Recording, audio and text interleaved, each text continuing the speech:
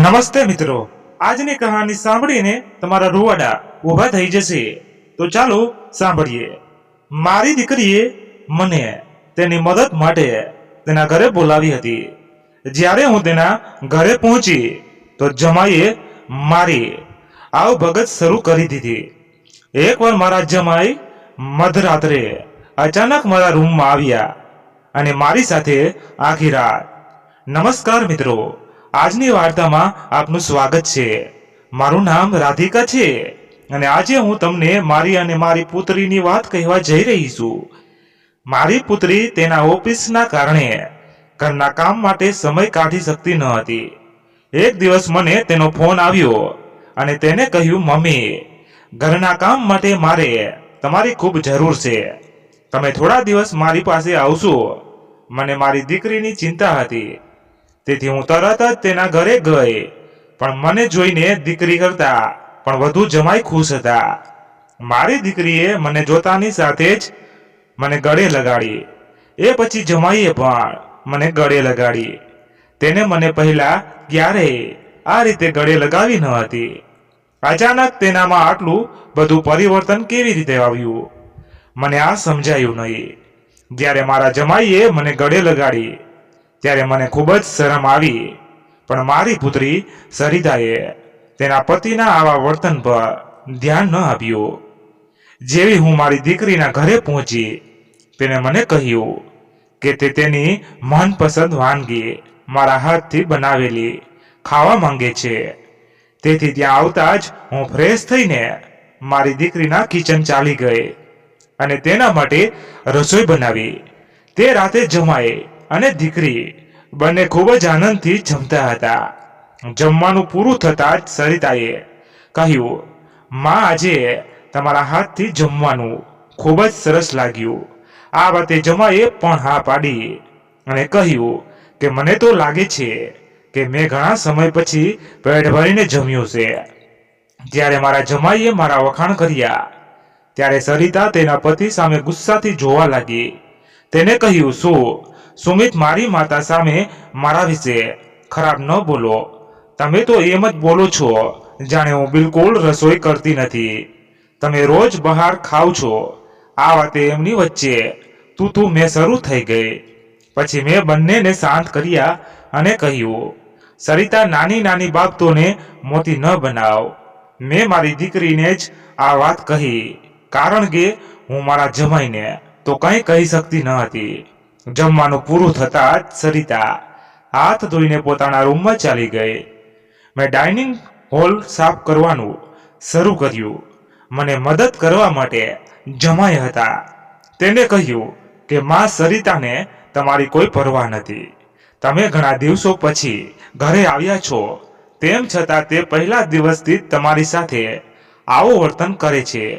તમારી સાથે બધું કામ છોડીને મોબાઈલ લઈને રૂમમાં ચાલી ગઈ છે. તેની આ રોજિંદી ક્રિયા છે. વાંધો નહીં કહી અને મેં ડાઇનિંગ ટેબલ પરથી વાસણો ઉપાડ્યા અને પછી મારા જમાઈ પણ મને મદદ કરવા કિચનમાં આવ્યા. કિચનમાંથી બહાર નીકળતી વખતે મારા જમાઈએ અચાનક મારો હાથ પકડી લીધો અને કહ્યું, માં, ખરેખર તમારા હાથમાં તો જાદુ છે. તમારા હાથથી ખોરાક ખાધા પછી મને ખૂબ જ આનંદ થયો. મને ભવિષ્યમાં પણ તમારા આવા જ વિવિધ સ્વરૂપો જોવા મળશે. જમાઈનો પ્રેમ તો હું સમજી ગઈ, પણ તેની પાછળનો તેનો હેતુ શું હતો મેં આ વિશે વધુ ઊંડાણપૂર્વક વિચાર્યું નહીં. થોડા દિવસોમાં આમ જ વીતી ગયા. મારી દીકરીના ઘરે આવ્યા ને માત્ર થોડા દિવસો જ પસાર થયા હતા અને મને સમજાયું કે બંને પતિ પત્ની વચ્ચે કંઈ બરાબર તો નથી. મેં તેને આટલા દિવસોમાં સાથે જોયા ન હતા. ન તો તે બંને પ્રેમથી એક સાથે વર્તન કરતા કે સાંજે સરિતા ઓફિસથી વહેલા ઘરે આવી. તેને જોઈ અને કોફીના 2 કપ સાથે હું તેના રૂમમાં ગઈ. હું તેની સાથે થોડી વાતો કરવા માંગતી હતી, તેથી હું કોફી પીવાના બહાને અને તેના રૂમમાં ગઈ. જ્યારે મેં કોફી તેના હાથમાં દીધી, પણ તે મારી સાથે વાત કરવાને બદલે પોતાના મોબાઈલમાં વ્યસ્ત હતી. મેં કહ્યું, સરિતા, તું 2 મિનિટ પણ મારી સાથે બેસીને વાત કરતી નથી. અરે, 2 શબ્દમાં સાથે પણ બોલ, અને તારે વાત ન કરવી હોય તો મારે તારી સાથે વાત કરવી છે. મેં તેનો મોબાઈલ છીનવી લીધો તો તેનું ધ્યાન મારા તરફ ગયું. તેણે કહ્યું, મેં તેને કહ્યું, સરિતા, તું આટલી કુલ દેખાય છે. શું તારા ઘરનું વાતાવરણ ખરેખર એટલું કુલ છે? મારા શબ્દો પર સરિતાના ચહેરા પર પ્રશ્નાર્થ ચિહ્ન દેખાયું. તેને કહ્યું, માં, તમે શું બોલો છો? હું કંઈ સમજી શકતી નથી. જે કહેવું હોય એ મને સીધું જ કહો ને. તમે શિક્ષક નથી અને ન તો હું તમારી વિદ્યાર્થી છું. મેં તેના ખંભા પર હાથ મૂક્યો અને તેને કહ્યું, અરે, હું છેલ્લા 3 દિવસથી રાત્રે તમારા રૂમમાંથી તમારા બંનેનો ગણગણાટનો અવાજ સાંભળી રહી છું. શું તમારા બંને વચ્ચે બધું બરાબર છે? તમારે હજુ બાળક નથી અને અત્યારથી તમે ઝઘડો કરવા લાગ્યા છો. હજુ તમારે તમારું આખું જીવન એક સાથે વિતાવવાનું છે. તેને મારી વાતનો જવાબ આપતા કહ્યું, માં, આ વાત મને કહેવાને બદલે સમીરને કહો, કારણ કે લડાઈની શરૂઆત હંમેશા તે જ કરે છે. તે દિવસે પણ તમે જોયું કે કેવી રીતે તે ડિનર ટેબલ પર મને કહેતો હતો. પછી તેને કહ્યું, હવે માતા, તમે જ મને કહો. હું એક તો ઓફિસથી ખૂબ કંટાળી જાઉં છું, પછી કલાકો સુધી ટ્રાફિકમાં રાહ જોઈને ઘરે આવવું પડે છે. હવે તમે 3 દિવસથી ઘરે આવ્યા છો ત્યારે મને થોડી રાહત મળી છે. નહીં તો રોટલી કરતા સમયે પણ હું ઊંઘી જતી હતી. હવે આટલા થાક પછી હું સમીર સાથે કઈ રીતે વાત કરું? એક તરફ સમીર કંઈ સમજવા તૈયાર નથી અને તમને ફોન કરવાનો તેનો જ વિચાર હતો. એ કહેતો હતો કે માના આવવાથી તને થોડી રાહત પણ મળશે. જ્યારથી તમે અહીં આવ્યા છો ત્યારથી જમવાને લઈને તેની ફરિયાદો થોડી ઓછી થઈ ગઈ છે. નહીં તો દરેક બાબતમાં આવું ને એવું જ થતું. તમને ફોન કરતા પહેલા તે કહેતો હતો કે જ્યારે સાસુમાં આવશે ત્યારે હું તેને બધું કહીશ. તે મારી બધી ઈચ્છાઓ પૂરી કરશે. હવે તમારા જમાઈને તમારા તરફથી શું ઈચ્છાઓ છે આ જાતે જાણી લેજો. સરિતાના શબ્દો સાંભળીને મને લાગ્યું કે તેને ખરેખર કામમાંથી સમય નથી મળતો. તેથી જ સમીરને ખાવા પીવામાં તકલીફ પડતી હશે અને કદાચ તેને મને થોડા દિવસો માટે બોલાવી છે. સરિતાની વાત સાંભળ્યા પછી મને લાગ્યું કે તેમની વચ્ચે સામાન્ય ઝઘડા થાય છે. તે જાતે જ સંભાળી લેશે. તેથી જ મેં પોતે સરિતાને બધું સમજાવીને ન હતી. હું તેના રૂમમાંથી બહાર આવી તો મેં મારા ગાડીનો અવાજ સાંભળ્યો.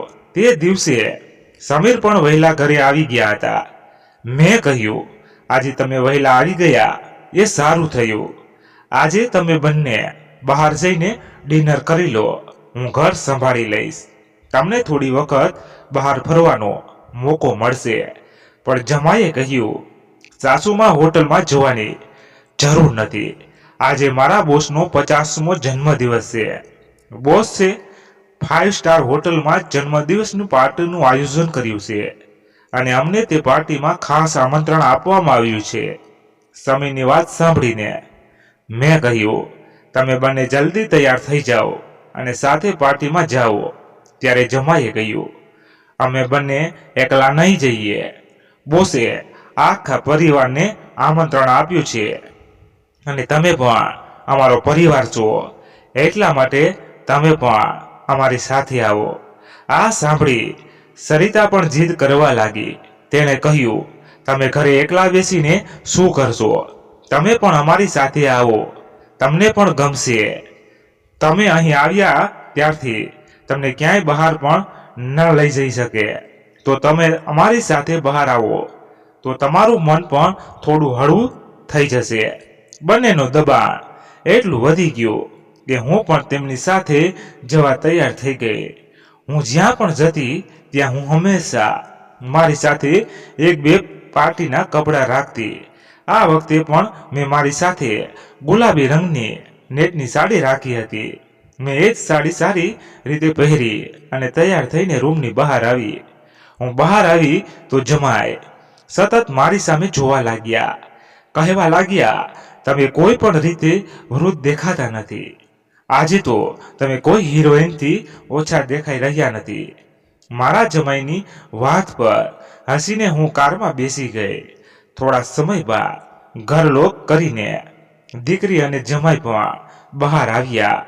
જમાઈ મારા વખાણ કરતા હતા, પણ સરિતા ધ્યાન આપતી ન હતી.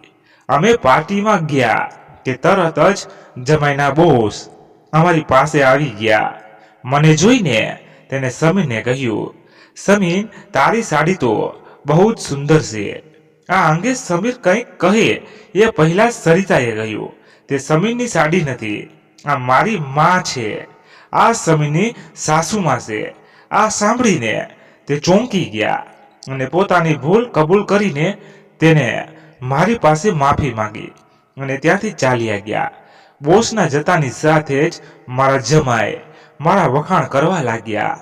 કહ્યું, ખરેખર સાસુમાં, આજે તમે સરિતા કરતા પણ વધુ સુંદર લાગી રહ્યા છો. આટલું કહીને જમાઈએ હાથમાં તાળી પાડી અને હસવા લાગ્યા. પણ સરિતા તેની મજાકમાં પણ ગુસ્સાથી મારી સામે જોવા લાગી. થોડી વાર પછી અમે ઘરે જવા નીકળ્યા. જલ્દી અમે ઘરે પહોંચ્યા અને સરિતાને હું એક સાથે કારમાંથી નીચે ઉતર્યા કે તરત જ સરિતાએ મને કહ્યું કે માં, આજ પછી આટલું તૈયાર થવાની કોઈ જરૂર નથી. તમારી ઉંમર પ્રમાણે જીવતા શીખો. સરિતા મારાથી ગુસ્સે થઈ અને પગ પછાડતી ઘરની અંદર ચાલી ગઈ. નિર્દોષ છોકરી છે એમ વિચારીને હું તેની વાતને અવગણીને ઘરમાં ચાલી ગયો અને મારા રૂમમાં ગઈ. થોડા સમય પછી ફ્રેશ થયા પછી હું સૂવા માટે જતી હતી ત્યારે દરવાજો ખટખટ્યો. મારી નજર પડતા જમાઈએ કહ્યું કે હું અંદર આવી શકું છું. મારા આ ઘર તેમનું હતું, તેમ છતાં તે રૂમમાં પ્રવેશતાની પરવાનગી લઈ રહ્યા હતા. મેં કહ્યું, આ ઘર તમારું જ છે, મારી પરવાનગી લેવાની જરૂર નથી. તમે ગમે ત્યારે અહીં આવી શકો છો. જમાઈ ફરી હસ્યા અને રૂમની અંદર આવી. તેણે મારી સામે જોયું અને કહ્યું કે આજે તમે ખરેખર ખૂબ જ સુંદર લાગી રહ્યા છો હતા. સાસુમાં, બહારથી મેં સાંભળ્યું કે સરિતાએ થોડા સમય પહેલા ગુસ્સામાં તમને શું શું કહ્યું હતું. તેની વાત પર ધ્યાન ન આપો. એક મહત્વની વાત એ છે કે સરિતાની વાતને દિલ પર લઈને તમારી જીવનશૈલીના બિલકુલ બદલાવ ન કરતા. તમે જે રીતે છો તે જ રીતે તમે ખૂબ જ સારા છો. જમાઈના વખાણ સાંભળીને મને આનંદ થયો. જો 45 વર્ષની મહિલાની સરખામણી 21 વર્ષની છોકરી સાથે કરવામાં આવે તો સ્વાભાવિક છે તે સ્ત્રી ચોક્કસપણે ખુશ જ થશે. તે સમયે મારી સાથે પણ એવું જ થયું હતું. થોડા દિવસો વીતી ગયા અને 4 દિવસ પછી મેં મારી પુત્રીના રૂમમાંથી તેમની દલીલનો અવાજ સાંભળ્યો. હું તેમના રૂમની બહાર ઊભી રહી આ બધું સાંભળતી હતી. એટલામાં જમાઈ રૂમમાંથી બહાર નીકળતા જોવા મળ્યા. મારા જમાઈને બહાર આવતા જોઈ હું ઝડપથી મારા રૂમમાં ગઈ અને રૂમની લાઇટ બંધ કરવા જતી હતી ત્યારે સમીર મારા રૂમમાં આવ્યો. તે એકદમ ગુસ્સે જણાતા હતા. મેં તેને પાણીનો ગ્લાસ આપ્યો અને પૂછ્યું, બધું બરાબર છે ને? આના પર જમાઈએ કહ્યું, સાસુમાં, તમારા અને તેનામાં કેટલો ફરક છે. પતિ સાથે કેવી રીતે વર્તન કરવું તમે સરિતાને કંઈ શીખવ્યું નથી. તે નાની નાની વાત પર ઝઘડો કરવા લાગી છે. તેનું મગજ હંમેશા ખરાબ રહે છે. મને તો લાગે છે તેને ડોક્ટરની જરૂર છે. શાંત રહીને હું સમીરની વાત સાંભળી રહી હતી. શાંતિથી તેની વાત પૂરી કરી એટલે મેં તેને સમજાવીને કહ્યું, જમાઈ, ગુસ્સો ન કરો. સરિતા તેના ઓફિસના કામમાં સંપૂર્ણપણે મગન થઈ ગઈ છે, તેથી થોડી ચિંતિત છે. તમે બંને થોડા દિવસો માટે બહાર જાઓ, બધું સારું થઈ જશે. કામની દોડધામમાં પોતાના માટે સમય કાઢવો ખૂબ જરૂરી છે. આના પર જમાઈએ કહ્યું, હું તો બધું કરવા તૈયાર છું, પણ તમારી દીકરી રજા લેવા તૈયાર નથી.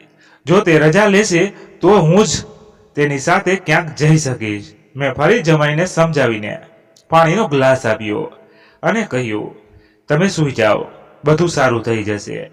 બીજા દિવસે સાંજે જ્યારે જમાઈ ઘરે આવ્યા ત્યારે તેણે કહ્યું, સાસુમાં, કાલે મને 2 ટિફિન પેક કરી દેજો. અને તે પણ આખા મારા મિત્રો રોજ રોજ મારા ટિફિનના વખાણ કરતા રહે છે, અને આજે અમારા બોસે પણ તેના વખાણ કર્યા છે. તેમને લાગતું હતું કે મારી પત્નીએ આટલું સારું ભોજન બનાવ્યું છે, પરંતુ મેં બધાની મૂંઝવણ દૂર કરી અને તેમણે કહ્યું કે આ જાદુ મારી પત્નીના હાથમાં નથી, પણ મારી સાસુના હાથમાં છે. કાલે મારા બોસે ટિફિન માંગ્યું છે, અને તેની સાથે તમારે પણ સારી રીતે તૈયાર રહેવું જોઈએ, કારણ કે તેને તમારી સાથે મળવાનું પણ કહ્યું છે, અને મારા મિત્રો પણ તમને મળવા માંગે છે. જમાઈ મારા બહુ વખાણ કરતા હતા ત્યારે સરિતા ત્યાં જ બેઠી હતી. વાત કરીને સમીર ડાઇનિંગ હોલની બહાર નીકળી ગયા. હું પણ રાત્રિ ભોજન તૈયાર કરવા કિચનમાં જવા લાગી ત્યારે સરિતાએ કહ્યું, માં, મેં તમને એક જ દિવસે સમજાવ્યું હતું કે તમારી ઉંમર પ્રમાણે જીવવું જોઈએ. હવે ન તો તમે નોકરી કરો છો અને ના તો પિતા છે, તો આ બધાની શું જરૂર છે? જો તમે કાલે સમીર સાથે જાઓ છો તો એકદમ સાદગી સાથે જજો. મને તમારું આ ટીપટોપ રહેવું જરા પણ પસંદ નથી. આજે સરિતાની વાત પર મને ખૂબ ગુસ્સો આવ્યો. મેં તેને કહ્યું, સરિતા, તે દિવસે મેં તેને બાળક સમજીને જવાબ નહોતો આપ્યો, પણ હવે તારી હિંમત વધી રહી છે. યાદ રાખ, હું તારી માતા છું. મારી સાથે બધા તમીઝથી ન કર. તું પણ આ વાત બરાબર રીતે જાણે છે કે મને હંમેશા ટીપટોપ રહેવાની આદત છે. હું કોઈની સલાહથી મારી આદત બદલીશ નહીં. તું ગમે તે કે, હું મારી જીવનશૈલી બદલવાની નથી. તે દિવસે પહેલીવાર હું મારી દીકરી સાથે આટલા ગુસ્સામાં વાત કરી રહી હતી. આ પહેલા પણ સરિતાએ મારી સાથે આટલા કડક શબ્દોમાં ક્યારેય વાત કરી ન હતી. તેથી તેના પર ગુસ્સે થઈને હું કિચનમાં ગઈ. તે રાત્રે જમતી વખતે અને બીજા દિવસે બપોર સુધી મેં કોઈની સાથે વાત કરી ન હતી. 1 વાગ્યા પછી મને મારા જમાઈનો ફોન આવ્યો, તો તૈયાર થઈને હું તેની ઓફિસે જવા નીકળી ગઈ. હું અને સમીર સાંજે ઘરે પાછા ફર્યા, અને સમીરને મારી સાથે જોઈને સરિતા વધુ ગુસ્સે થઈ ગઈ. પણ હવે હું તેની નારાજગીથી પરેશાન ન હતી. હવે મેં પણ તેની પાસેથી કોઈ પ્રકારની અપેક્ષા નહોતી રાખી. પરંતુ અહીં મારા જમાઈએ હવે મારી સાથે ખૂબ સારું વર્તન કરવાનું શરૂ કરી દીધું હતું. દર 2-3 દિવસે તે મને કહેતા કે તેના મિત્રોને કે ક્યારેક તેના બોસે મને મળવા બોલાવીશ. તે દિવસે પણ સવારે નાસ્તો કરતી વખતે મારા જમાઈએ મને કહ્યું, તમે ઘરના બધા કામ ઝડપથી પૂરા કરો, કારણ કે આજે પણ તમારે ઓફિસે આવવાનું છે. હું તેમની વાત સાથે સહમત થઈ, અને જેવી સમીર સાથે જવા રવાના થઈ તો સરિતાએ મને ઘેરી લીધી અને કહ્યું કે માં, થોડા દિવસોથી હું જોઈ રહી છું, રોજ તમે તમારા જમાઈ સાથે ઓફિસ જાઓ છો, સાંજે તેમની સાથે હસતા રમતા ઘરે પાછા આવો છો. તમારા બંને વચ્ચે તો એ વખતે સરિતા બહુ બોલી ગઈ હતી. મેં તેના પર જોરથી બૂમ પાડી, પણ તેને તેની પરવા કરી ન હતી. તેને કહ્યું, મારા પર બૂમો પાડવાને બદલે એકવાર વિચાર કે તારા અને તમારા જમાઈ વચ્ચેનો સંબંધો કઈ દિશામાં જઈ રહ્યા છે. જો તમને મેં જે કહ્યું તે સમજાતું નથી તો તમે અહીંથી જઈ શકો છો. તેની વાતો સાંભળીને મારી આંખોમાંથી આંસુ વહેવા લાગ્યા, પણ મારી આંસુઓને અવગણીને સરિતા ઓફિસે ચાલી ગઈ. એ પછી 5 કલાક વીતી ગઈ, પણ હું મારા રૂમમાં બેસી આંસુ જ વહાવતી રહી. સમીર મને સતત ફોન કરી રહ્યા હતા, પરંતુ મેં ફોન ઉપાડ્યો નહીં. 5 કલાક પછી મેં પોતાને નિયંત્રિત કરી અને મારી બેગ પેક કરવાનું શરૂ કર્યું.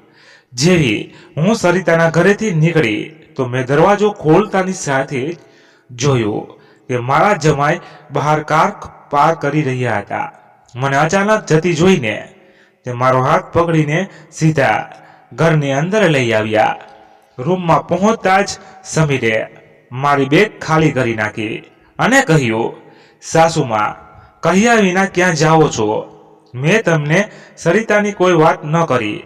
મેં કહ્યું, કદાચ મારા કારણે તમારા સંબંધોમાં અંતર આવે છે. મને અહીં આવ્યાને ઘણો સમય થઈ ગયો છે. હું મારી દીકરીનું ઘર તોડવા માંગતી નથી. તમે તમારા જીવનમાં ખુશ રહો. હવે મારે અહીંથી જવું પડશે. અને મેં ફરી પોતાની બેગ પેક કરવાનું શરૂ કર્યું. પછી જમાઈએ કહ્યું, મને ખાતરી છે કે સરિતાએ તમને સારું કે ખરાબ કહ્યું છે, તેથી તમે જાઓ છો. મેં તમને પહેલેથી જ સમજાવ્યું છે કે તેની વાતો પર ધ્યાન આપતા નહીં, અને તે પોતાને કેવી રીતે હેન્ડલ કરવું તે જાણતી નથી.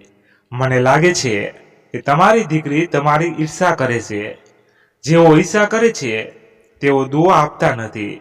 તેથી અમારે પણ ચિંતા કર્યા વિના રહેવું જોઈએ. સમીર મને હસાવવાનો પ્રયત્ન કરવા લાગ્યો. મારી આંખોમાં આંસુ જોઈને તેને મારા આંસુ સાફ કર્યા અને કહ્યું, કોઈની વાતથી નિરાશ ન થાઓ. હું તમારી સાથે છું. તેમની વાણીમાં એક અલગ જ ભાવ હતો. તે દિવસથી સમીર દરરોજ રાત્રે જ્યારે સરિતા સૂતી હોય ત્યારે મારા રૂમમાં આવવા લાગ્યા.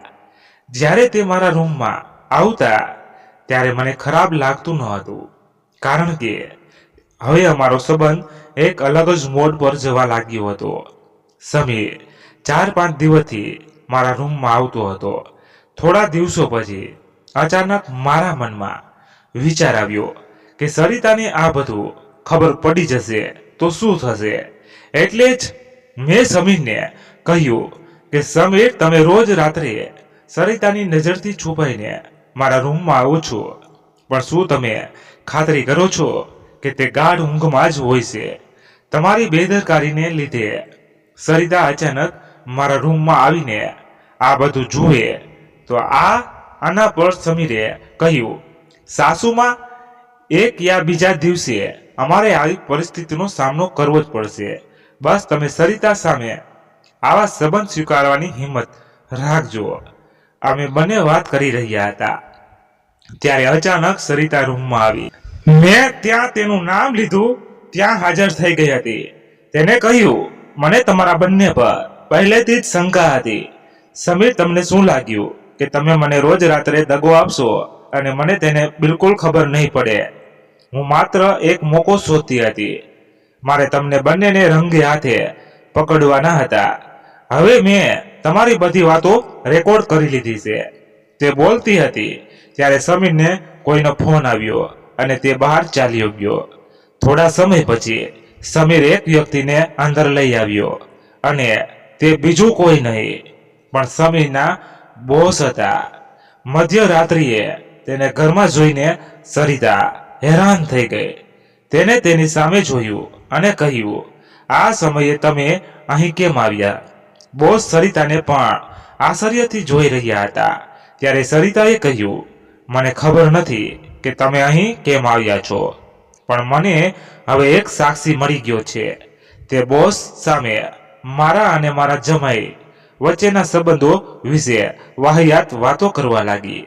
ત્યારે સમીરના બોસ રઘુવીરે સરિતા સામે જોઈને કહ્યું, સરિતા, તમે શું બકવાસ કરી રહ્યા છો?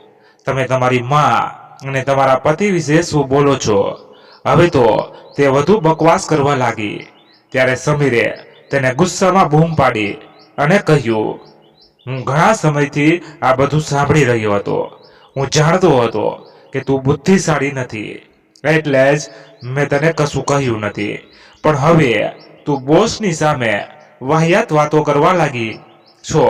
કદાચ હવે તને સત્ય કહેવાનો સમય આવી ગયો છે. પણ હું સમીરને શાંત રહેવા માટે કહેતી હતી, પણ તે ન માન્યો અને કહેવા લાગ્યો, માં, તમે હજુ કેટલા દિવસ આ વાત છુપાવીને રાખશો? આ રીતે મનને હરાવીને જીવનને ખુશ કરી શકાતું નથી. જો તમારે જીવવું હોય તો ખુલ્લા દિલથી જીવો. તમારે કોઈનાથી ડરવાની જરૂર નથી, કારણ કે તમે કોઈ ગુનો કર્યો નથી. સમીર સરિતાને કહેવા લાગ્યો, હું છેલ્લા કેટલાય દિવસોથી આ રૂમમાં આવું છું. વાત સાચી છે, પણ હું આ રૂમમાં કેમ આવી રહ્યો હતો તેનું કારણ એ નથી જે તું વિચારી રહી છો. આનું સાચું કારણ કંઈક બીજું જ છે. હું અહીં આવતો હતો જેથી હું મારા બોસને તારી માતાના રૂમમાં સલામત રીતે મૂકી શકું. હું તારી મા સાથે નહોતો પણ બોસ હતા. જે દિવસે અમે બોસના જન્મદિવસની પાર્ટીમાં ગયા હતા ત્યારે તે રાત્રે અમે પાર્ટીમાંથી ઘરે પાછા ફર્યા ત્યારે મેં તારી માતાને તેના સાથે રૂમમાં રડતા જોયા. એ જ રાત્રે બોસે તારી માતાનો ફોન નંબર મારી પાસેથી લીધો. તે રાત્રે જ્યારે હું અચાનક તારી માતાના રૂમમાં ગયો ત્યારે મેં તેના ફોન પર બોસના ઘણા મિસકોલ જોયા. બીજા દિવસે મેં બોસને આ વિશે પૂછ્યું ત્યારે મને સત્ય ખબર પડ્યું કે એક સમય હતો જ્યારે તારી માતા અને બોસ એક જ કોલેજમાં ભણતા હતા. એટલું જ નહીં, બંને વચ્ચે પ્રેમ પણ હતો, પરંતુ પરિવારના સભ્યોના દબાણને કારણે તેઓ એક સાથે જીવન જીવી શક્યા નહીં. પરંતુ નિયતિએ તેમને 30 વર્ષ પછી ફરી એકવાર સામે લાવી દીધા. તારી માં કંઈ કહેવા તૈયાર ન હતી, પણ બોસ પાસેથી મને બધી ખબર પડી ગઈ. તેથી હું ક્યારેય મિત્ર અને ક્યારેક બોસનું બહાનું બનાવી તેને બોસ સાથે સમય પસાર કરવા લઈ જતો. ધીરે જ ધીરે મને તારી માતાના ચહેરા પર ખુશી દેખાવા લાગી કે તે પણ તેના જૂના સંબંધોને દિલથી જીવવા લાગી છે. પરંતુ તે તેને ખોટી સમજી અને તારી માતા પર ખોટો આરોપ લગાવ્યો. તારો આરોપ પછી તારી માતાએ ઘરની બહાર નીકળવાનું બંધ કરી દીધું. ત્યારથી મેં આ બંનેની મુલાકાત મારા જ ઘરે ગોઠવવાનું શરૂ કર્યું. તારી માં જાણતી હતી કે તું આ ઉંમરે તેના અને બોસના સંબંધોને સ્વીકારીશ નહીં, તેથી તેણે ક્યારેય તારી સાથે ખુલીને વાત કરી નથી. પરંતુ હવે મને લાગે છે કે તેમને પોતાનું જીવન જાતે નક્કી કરવાની છૂટ આપી દેવી જોઈએ. સરિતાએ કહ્યું, સમીર, તમે મારી માતાને તેનો પ્રેમ મળે તે માટે ખૂબ જ પ્રયત્ન કરતા હતા. તમે જમાઈ હોવા છતાં કોઈ વાંધો ઉઠાવતા ન હતા અને મારી માતાને ફરી એકવાર જીવવાની તક આપી રહ્યા હતા. હું આગળ આવી અને અશ્રુભીની આંખો સાથે સરિતાને બોલી, મને માફ કરજે દીકરી, મારે આ ઉંમરે આ બધું ન કરવું જોઈતું હતું. મારે રઘુવીરને ફરીથી ન મળવું જોઈતું હતું. પણ ચિંતા ન કર, સવાર પડતા જ હું અહીંથી દૂર ચાલી જઈશ. હું રઘુવીરને ક્યારેય નહીં મળું. મારી આંખોમાં આંસુ જોઈને સરિતાએ કહ્યું, માં, મને માફ કરજો. મને એ પણ સમજાયું નહીં કે મેં ક્યારેય તમારી એકલતા અનુભવી નથી. પણ હવે સમય વીતી ગયો છે. જો તમે મારા માટે જીવી શકો છો તો પછી હું પણ તમારી ખુશી માટે કેમ ન જોડાઈ શકું. તમારા સમયમાં દાદાએ તમારા લગ્ન નહીં થવા દીધા હોત, પણ હવે હું તેના પગલે નહીં ચાલું. હું તમને અને બોસને તમારા ભાવિ જીવન માટે શુભેચ્છાઓ પાઠવું છું. બોસ મને મારા પિતા તરીકે સ્વીકારશે. સરિતાની સંમતિ સાંભળ્યા પછી મારી આંખોમાંથી આંસુ આવી ગયા. મારી જેમ રઘુવીર પણ જીવનમાં એકલા હતા. આગામી 3 દિવસમાં મારા અને રઘુવીરના રજિસ્ટર લગ્ન મારી પુત્રી અને જમાઈની હાજરીમાં થયા. આ જીવનમાં કદાચ પહેલીવાર બન્યું હશે કે દીકરીએ તેની માતાને વિદાય આપી હોય. વિદાય વખતે મેં સરિતાને એક શીખ આપી કે સરિતા, પૈસા જ બધું નથી હોતા. તેથી વ્યક્તિએ હંમેશા પૈસા પાછળ દોડવાનું બંધ કરી અને પોતાના પરિવાર પર પણ ધ્યાન આપવું જોઈએ. કર્તવ્યથી ભાંગીને જીવનના કોણે બને છે. ના સુખ પ્રાપ્ત થાય છે. હવે સમય આવી ગયો છે કે તમે તમારી જવાબદારીઓ પર ધ્યાન આપો. મેં વિદાય લીધી અને સરિતાએ મને વચન આપ્યું કે તે તેની જિમ્મેદારીથી પાછળ નહીં હટે. તો મિત્રો, લગ્ન અને પ્રેમની કોઈ ઉંમર હોતી નથી. જ્યાં દિલ મળે છે, સંબંધો આપોઆપ બની જાય છે. આપણો ફક્ત એકબીજાને સમજવાની જરૂર છે. તો જો કહાની પૂરી થઈ, તમને કહાની કેવી લાગી? જો તમને કહાની ગમી હોય તો લાઈક, કોમેન્ટ કરી અને શેર કરજો. અને જો તમે નવા હોય તો ચેનલને સબસ્ક્રાઈબ કરજો. તો ચાલો ફરી મળીએ એક નવી કહાની સાથે. કહાનીને છેલ્લે સુધી સાંભળવા માટે ખૂબ ખૂબ ધન્યવાદ. આવજો. બાય બાય મિત્રો. અને અમારી કંઈ ભૂલ થઈ હોય તો ચોક્કસ તમે અમને કોમેન્ટ કરી જણાવજો, એટલે અમે જેટલી બને એટલી સારી કહાની લાવીએ અને કોઈ ભૂલ થાય એ અમે ચોક્કસ અમને પણ ખબર પડે કે અમારી કંઈ ભૂલ થઈ એટલે મજા આવે મિત્રો. નકર તો અમને કેમ ખબર પડે કે અમને તેમ થાય કે અમે જે કહાનીઓ બનાવી છે એ બસ સુપર જ છે, મસ્ત જ છે. પણ તમે કંઈક કહો સારી ન લાગે તો સારી ન લાગી એમ કહો, સારી હોય તો સારી કહો, એટલે અમને પણ જાણવા મળે અને અમને આગળની કહાનીમાં લાવવામાં આનંદ મળે. Thank you.